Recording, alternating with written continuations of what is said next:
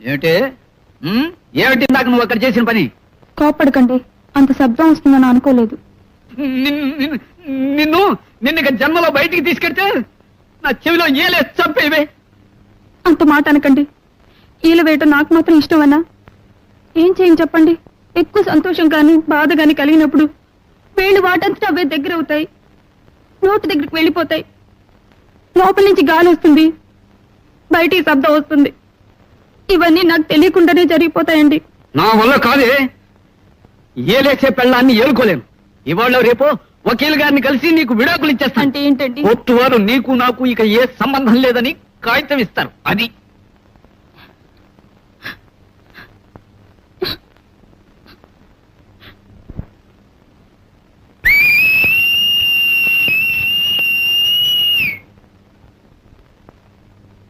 క్షమించండి, ఇది బాధ.